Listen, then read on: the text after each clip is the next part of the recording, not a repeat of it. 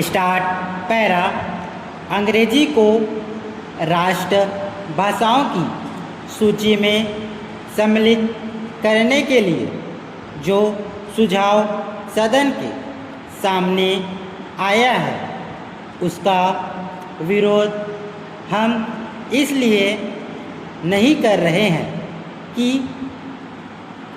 हमें किसी भाषा से दुश्मनी है। हम यदि अंग्रेजी भाषा के आधार पर विद्वान बने हैं तो यही कहकर कि हम उसी के द्वारा बने रह सकते हैं। हिंदी को पीछे रखना उचित नहीं है।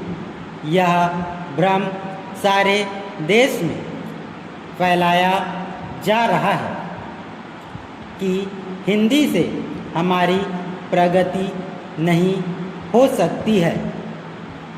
इसके विपरीत मैं देखता हूँ कि देश को यदि कोई भाषा दो भागों में बांट रही है तो वह अंग्रेजी भाषा ही है।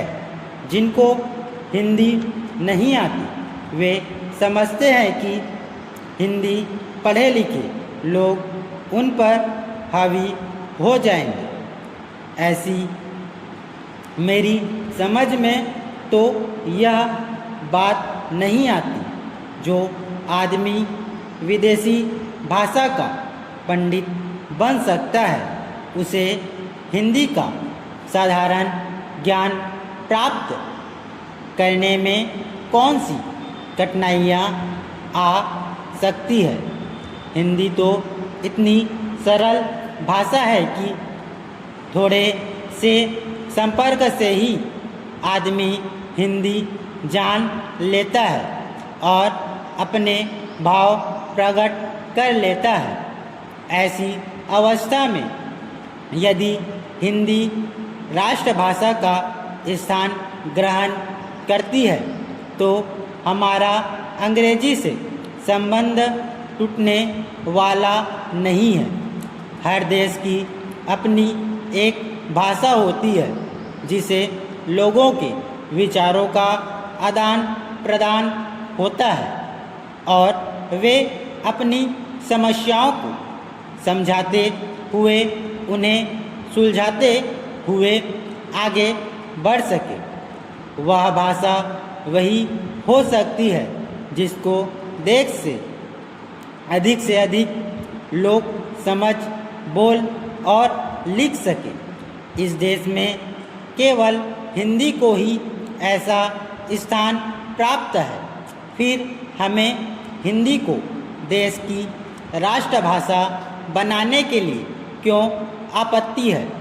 यदि हम इस प्रस्ताव को जो कि हमारे सामने पेश है स्वीकार करते हैं तो मेरा यह निश्चित मत है कि जिस दास्ता के बंधन से हम निकलने की कोशिश कर रहे हैं उससे हम नहीं निकल पाएंगे। पैरा। अंत में मेरा माननीय सदस्यों से निवेदन है कि वे केवल अपनी पार्टी की आज्ञा को न देखें बल्कि अपनी बुद्धि से काम लें और इस प्रस्ताव का विरोध करें।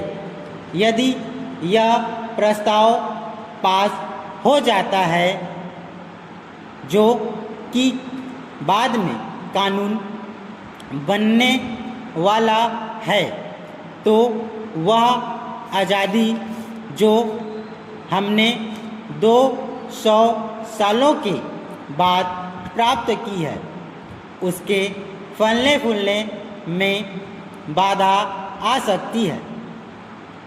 मैं सदस्य महोदय से भी प्रार्थना करूंगा कि वह अपना प्रस्ताव वापस ले ले। स्टॉप।